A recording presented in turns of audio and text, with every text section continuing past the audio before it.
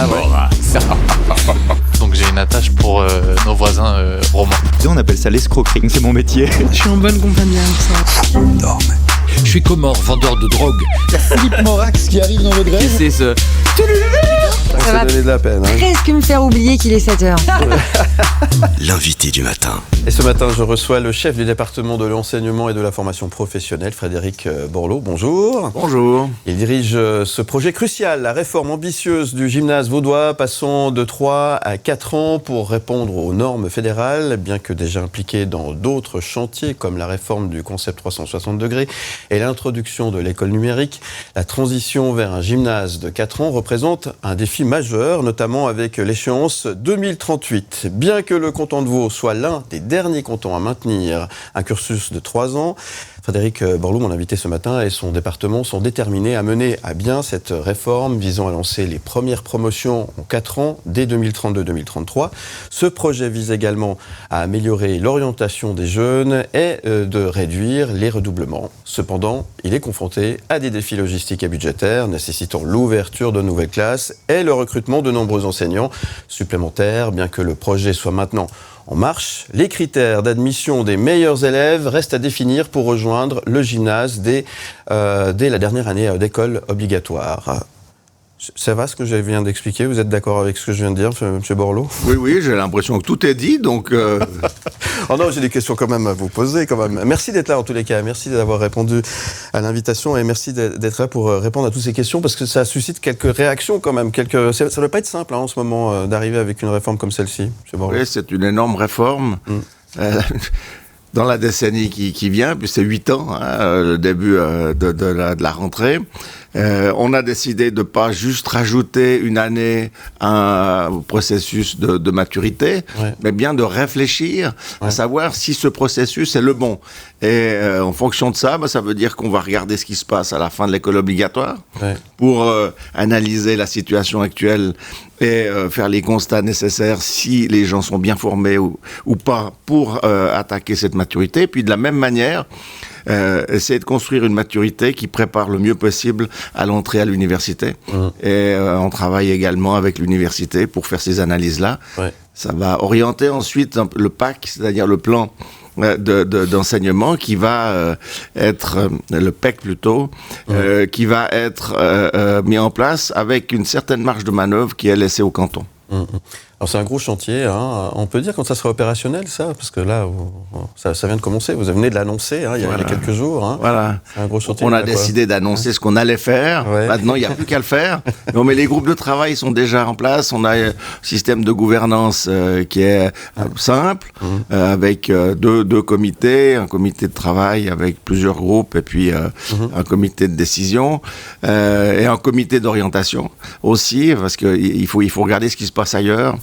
On ne faut pas partir tout seul comme ça, il faut pas se décaler par rapport à ce qui peut se construire à côté de chez nous. On n'a pas la science infuse, personne ne l'a. Évidemment. Donc il faut essayer de ne pas réinventer le monde non plus, et puis garder l'élève à l'esprit. Ouais. En quoi cette réforme du gymnase en 4 ans s'inscritait dans une vision finalement d'évolution? Ça va changer quoi concrètement? Ce qui va changer, c'est que, bien sûr, au-delà de cette année de plus, mais c'est qu'on veut vraiment essayer de consolider la formation de chaque élève. Vraiment de faire en sorte qu'il soit le mieux préparé possible pour entrer à l'université. C'est pas si simple. C'est chaque fois une rupture, cette transition. Lorsque vous passez, vous arrivez en maturité, vous quittez tout, vous quittez votre système scolaire, souvent vos amis. Et puis, donc là, il y a déjà une première transition. Mais cette deuxième transition pour l'entrée à l'université, qu'elle soit à l'université de Lausanne ou une autre université, suivant ce que vous voulez faire, eh bien, c'est une transition qui n'est pas simple. Il y a beaucoup de redoublements. Swiss Universities et les écoles fédérales s'étaient déjà positionnées plusieurs fois dans la volonté d'harmoniser la durée du gymnase à 4 ans dans toute la Suisse. Il restait 3 cantons et demi, la partie francophone de Berne, Jura, Neuchâtel et Vaud. Et s'ils l'ont demandé, c'est précisément parce qu'ils observaient que après ces 3 ans, les élèves étaient encore peut-être pas tout à fait suffisamment prêts. On a beaucoup de redoublements aussi. Oui. Beaucoup de redoublements durant le parcours du gymnase, puis c'est à peu près 40%.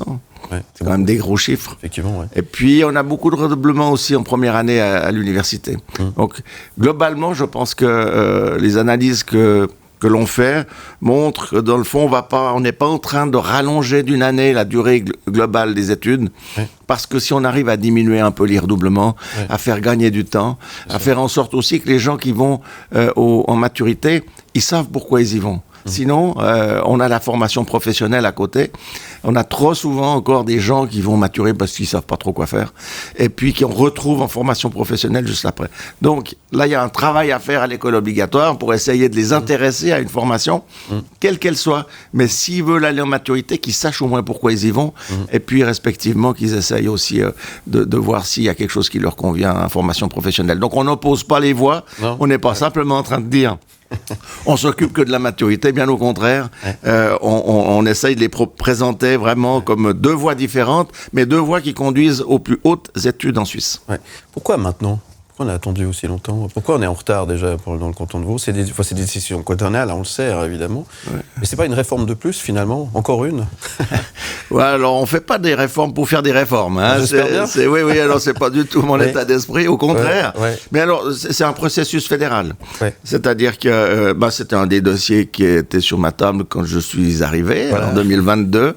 Il y en a encore beaucoup. Le premier. Non, on a pas mal nettoyé. Hein. J'avais l'école inclusive où il y avait pas mal de grognes. Ouais. Il y avait l'éducation numérique où il y avait plus de crédit. Ouais. Et puis une consultation fédérale à laquelle il fallait répondre 2 mois après mon entrée sur cette durée du gymnase. Et puis on a bien entendu regretté aussi, parce qu'il faut bien le dire, le fédéralisme qui était l'atteinte au fédéralisme un peu par cette décision et par cette proposition du Conseil fédéral, puisque on préfère que les cantons soient libres d'organiser la formation comme ils l'entendent. Mais ceci dit, on a compris aussi qu'il y avait une vraie volonté suisse d'aller dans cette direction-là. Puis au-delà de un peu du mécontentement pour cette perte de fédéralisme, eh bien on a préféré dire, utilisons ça comme une opportunité de repenser un tout petit peu la formation dans sa verticalité, c'est-à-dire vraiment fin de l'école obligatoire, maturité, université, dans l'intérêt de l'élève, pour essayer de consolider un peu cette formation qu'on leur apporte et faciliter leurs études. Monsieur Borloo, on a baladé notre micro, on a quelques réactions, on a des questions pour vous ce matin. Je vous propose d'écouter cette première question.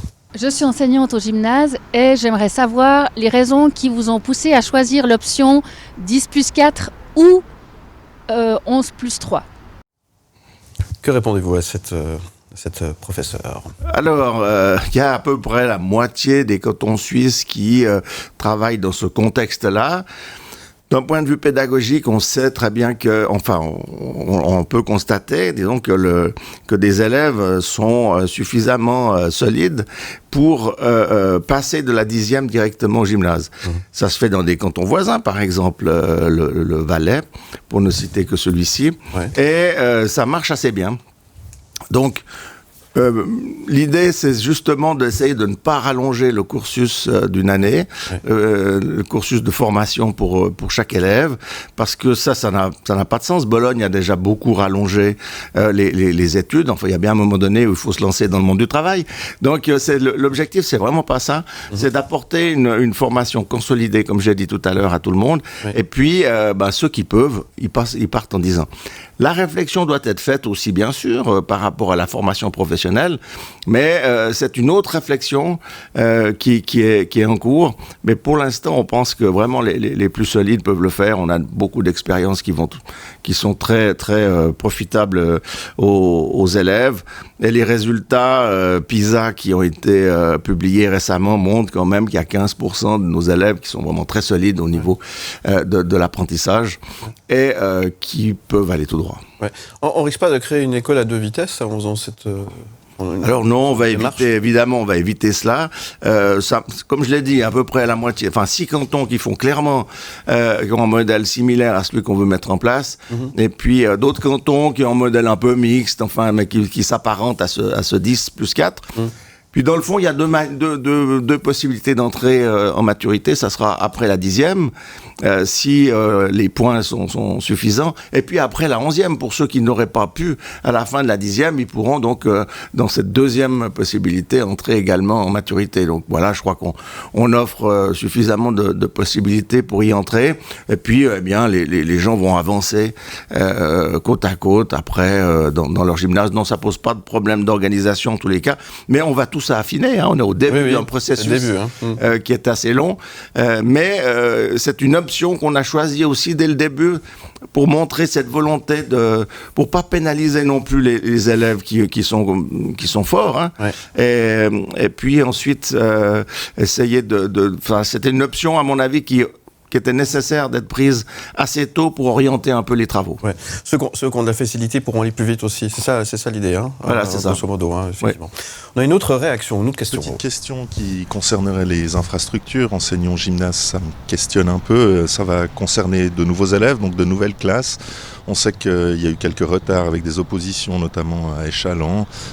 Qu'en est-il ? Le canton a planifié, j'imagine, la construction de nouveaux gymnases. Voilà, vous en êtes où avec tout ça ? Et pareil pour les salles de sport. Merci.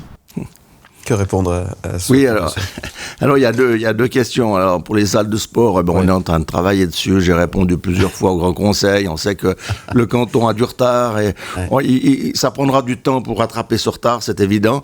Et surtout qu'il y a des situations dans des milieux urbains et qui sont compliquées, où on n'a pas la place pour construire des salles de gym, donc il faut qu'on trouve des solutions. Bref, ça prendra un peu de temps, mais on est dessus. Et puis, en ce qui concerne les gymnases, il y a une planification qui a été faite avant que j'arrive en 2021. C'est une planification qui est robuste. Elle a tenu compte, bien sûr, de l'augmentation de la population, enfin, de tout cela. Et on s'aperçoit que, par rapport à cette planification, en gros, le besoin est d'une centaine de classes supplémentaires. Mais dit comme ça peut paraître énorme. Maintenant, on est en train de faire une analyse assez fine de la situation, parce que je pense qu'on doit communiquer assez vite, j'espère le faire avant cet été, parce que c'est un élément structurant, hein. C'est aussi, comme le 10 plus 4, 11 plus 4, eh bien, ce sont des informations qui vont guider aussi les travaux des groupes qui vont plancher là-dessus. Et cette planification assez fine devrait, j'espère, conclure au fait qu'on n'aura pas besoin forcément de beaucoup de constructions supplémentaires, mais plutôt d'amélioration des constructions existantes. Mais enfin, on en saura plus dans quelques semaines. Donc c'est pas une mesure économique ? Donc c'est pas une mesure économique. Alors bien entendu, tant mieux si ça fait économiser un peu d'argent, mais c'est pas ça l'objectif. C'est pas l'objectif. C'est pas ça l'objectif. C'est vraiment de permettre à ceux qui peuvent d'aller plus vite et pas de les retenir comme ça inutilement une année de plus à l'école. Ah ouais. Ça va donner de la peine, hein. Presque me faire oublier qu'il est 7h.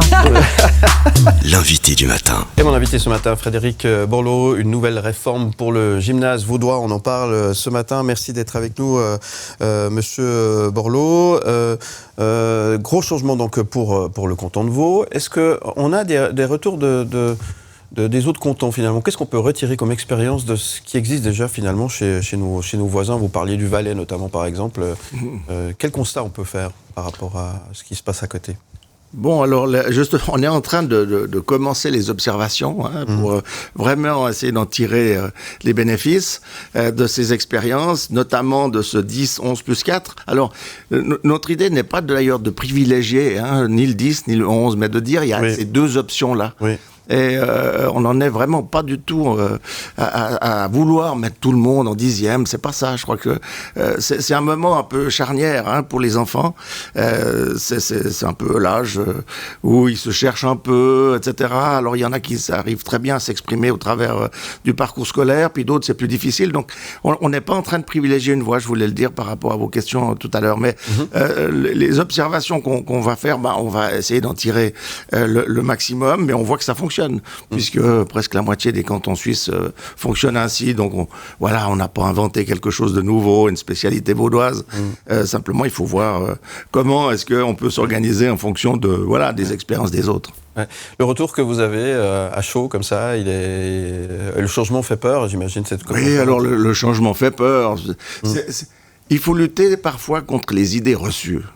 Dès qu'on a commencé à parler de cette maturité en 4 ans, il y a des groupes de gens qui se sont déjà positionnés pour, contre. C'est dommage, parce que dans le fond, ça les met dans une position où ils auront du mal à changer d'avis. Mais il faut attendre un peu que les groupes de travail rendent leur rapport, qu'on commence à construire tout ça. On veut le faire pour le bien de l'élève. Moi, j'ai pas d'idée reçue. Je suis pas sûr que tout ce qu'on va... Enfin, voilà, disons, le champ est ouvert. Ouais. Et on démarre maintenant, on a dit ce qu'on allait faire, mais on laisse encore, bien entendu, les impulsions, les gens vont se manifester, les syndicats d'un côté, les groupes économiques de l'autre, enfin, etc. Puis on va essayer de faire une synthèse. Puis de temps en temps, il faudra dire oui, non, puis faire des choix. Mais puis choisir, c'est renoncer. Mais disons, voilà, j'ai pas d'idée reçue. Le but, c'est d'essayer de faire le maximum pour les élèves, et puis que le cursus scolaire soit le plus facile pour eux, le plus agréable, et surtout qu'il apporte des résultats. Vous savez, le principe de l'égalité des chances, j'y suis très attaché. Mais c'est un principe de départ. Bien sûr. Tout le monde doit pouvoir faire des études s'il le souhaite, une formation, etc. C'est pas une garantie d'arrivée. Donc, ce qu'on est en train d'essayer de mettre en place, c'est la plus de chances possible pour qu'ils puissent arriver où ils ont envie. Ça, c'est de l'optimisme rassurant ? Mais oui, mais c'est de l'optimisme, parce qu'il faut commencer quand même avec l'idée qu'on va arriver à améliorer les choses, plutôt que de dire on n'arrivera jamais à rien faire. Monsieur Borloo, c'est l'heure de la rafale des questions. 1 minute, vous allez devoir répondre franchement à une série de questions le plus rapidement possible. Vous êtes prêts ? Ben, je suis prêt, toujours au départ. Elle ne va plus. La rafale de questions. Quel mot avez-vous le plus de mal à prononcer ? Jamais. Faut jamais dire jamais. Qu'est-ce qui ne vous plaît pas dans notre pays ? Je suis amoureux de notre petit pays, et puis bon, il y a mais rien de particulier. Quel serait le meilleur cadeau que vous pourriez recevoir ? Une bonne bouteille de vin. De quel sujet pourriez-vous parler pendant des heures ? Ah, l'école. Je le fais assez régulièrement. J'étais hier soir dans une conférence, j'arrivais pas à m'arrêter d'ailleurs. Qu'est-ce qui vous a rendu fier de vous dernièrement ? Vous savez, les considérations qu'on a sur soi-même, il vaut mieux les garder pour soi. Quelle résolution avez-vous prise pour cette année 2024 ? Essayer de travailler un tout petit peu moins pour garder un peu plus de temps pour moi, mais ça marche pas du tout. Irez-vous au Festival international de bande dessinée au Château d'Aigues ce week-end ? Non, j'y vais pas, j'ai le week-end qui est complet déjà, mais je leur souhaite beaucoup de chance, c'est un festival merveilleux. Préfériez-vous être riche ou célèbre ?